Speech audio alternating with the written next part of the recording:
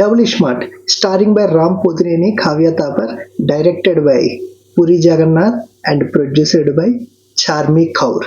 చార్మి పేరు ఎందుకు తీసుకొచ్చా అనేది వీడియో ముందు అయితే తెలిసింది. సో ఇంకా మూవీ ఎందుకు ఫ్లాప్ అయిందని చూసుకుంటే, ఈ మూవీ August 15, 2024 అయితే రిలీజ్ అయింది. దట్టు పాన్ ఇండియా లెవెల్లో రిలీజ్ అయింది. సో ఈ మూవీ అయితే ఫ్లాప్. ఎంత ఫ్లాప్ అంటే ఈ మూవీకి అయిన బడ్జెట్ 90 crores, కానీ ఈ మూవీకి వచ్చిన box office collections 18 crores. So ఎంత ఫ్లాప్ అనేది ఇంకా చెప్పనక్కర్లేదు అనుకుంటా. సో ఎందుకు ఫ్లాప్ అయింది అనేది మాట్లాడుకుందాం. సో ఇంకా మూవీ ఓపెన్ చేయగానే ఇస్మార్ట్ శంకర్కి సీక్వెల్గా కంటిన్యూషన్గా అసలు ఈ శంకర్కి ఒక స్టోరీ ఉంది, తనకు ఒక అమ్మ ఉంది, ఆ అమ్మని చంపింది ఎవరు ఏంటి అన్న స్టోరీతో అయితే ఓపెన్ చేస్తారు. సో దాంట్లో భాగంగానే Sanjay Dutt as big bull అయితే ఇంట్రడ్యూస్ చేస్తారనమాట. సో వచ్చి రాగానే మన బిగ్ బుల్ ఊరకుండకుండా చైనా వాళ్ళతో ఫైట్ చేస్తాడనమాట.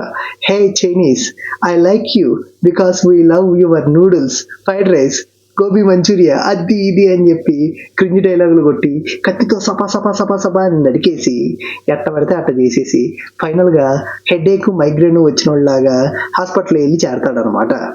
సో ఇంక ఇది ఇలా ఉంటే మన ఇస్మార్ట్ శంకర్ క్రిష్ లాగా మాస్క్ పెట్టుకొని ఏ డిషా హో డిషా అని చెప్పి ఏవో ఫైట్లు చేసి ఏందేందో ఎదుగుతుంటాడు, ఏదేదో చేస్తుంటాడు, ఎవడోడి దగ్గర నుంచో ఉన్న డబ్బు కాజేస్తూ ఉంటాడు, మళ్ళీ హీరోయిన్ దగ్గర క్రింజ్ జోకులు వేస్తూ ఉంటాడు, ఆటోలో ఎక్కి తిరుగుతూ ఉంటాడు.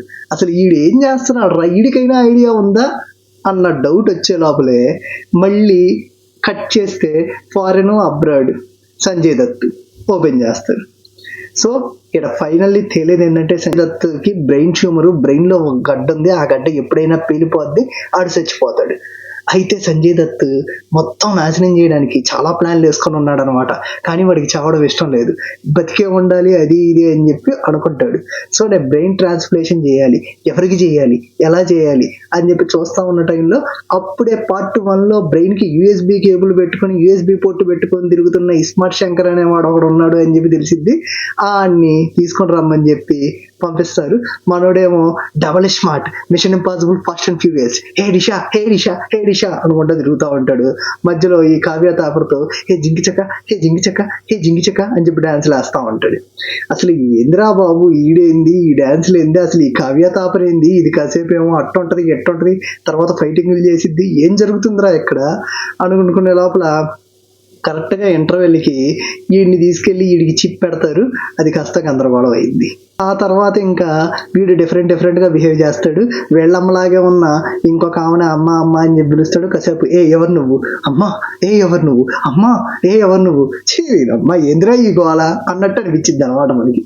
సరే ఇంకంతా ఏదో చూపిస్తున్నాడు కదా అది ఇది అనుకునే లోపల ఇంకా క్లైమాక్స్ ట్విస్ట్ ఉంటుందండి. దీని గురించి పూరి జగన్నాథ్ ఒక ఇంటర్వ్యూలో ఎలివేట్ చేశాడు. పోకిరి లెవెల్ ట్విస్ట్ అన్నాడు. ఆ క్లైమాక్స్ ట్విస్ట్ చూసిన తర్వాత అరే పోకిరి ట్విస్ట్కి ఈ ట్విస్ట్కి ఏమన్నా సంబంధం ఉందంటారా, ఇది ఒక ట్విస్టా, ఇది అసలు ట్విస్ట్ కాదు, ఇది మూవీలో కూడా ఒక సీన్ లాంటిది అని చెప్పి నేను ఆల్రెడీ మూవీ సగంలో ఉన్నప్పుడే ఇలాంటిది ఏదో ఉండిద్ది అని చెప్పి అనుకుంటానే ఉన్నా. యాజ్ ఇట్ ఈజ్ అలాగే చూపించాడు. ఇంకా కామెడీ అని చెప్పి ఆలీతో కామెడీ చేపిస్తాడు బాబు ఆది మానవుడు అని చెప్పి ఏ బోకా ఆ బోకా ఏ హే హే అని చెప్పి అసలు ఏ రేంజ్ క్రింజ్ కామెడీ అంటే సినిమాలో 2 రోజుల తర్వాత ఆలీ సీన్స్ అన్ని ఎగరగొట్టేశాడు. అంత క్రింజ్ కామెడీ చూపించాడు. సరే చార్మి గురించి చెప్తా అన్నాను కదా, చార్మి గారు ఈ మూవీలో సంజయ్ దత్కి ఈ రోల్ చేపించడం కోసం ఆయన డేట్స్ కోసం బతిమిలాడి ఆయన దగ్గరికి వెళ్ళి ఏడ్చారంట. ఆ రేంజ్లో ఏముంది సంజయ్ దత్ క్యారెక్టర్ అనేది నాకు అర్థం కాల. ఈయన ఏమన్నా ఎలివేట్ చేశారా అంటే అది లేదు, సంజయ్ దత్కున్న క్రేజ్ మొత్తం దొబ్బిచ్చారు. అంటే ఈడ విషయంలో చెప్పింది ఏంటి అంటే కేజీఎఫ్లో చూపించిన దానికంటే సంజయ్ దత్ని ఓ రేంజ్లో చూపిస్తారు అన్నట్టుగా ఊహించుకున్నారేమో కానీ మొత్తానికి సర్వనాశనం అయితే అయింది.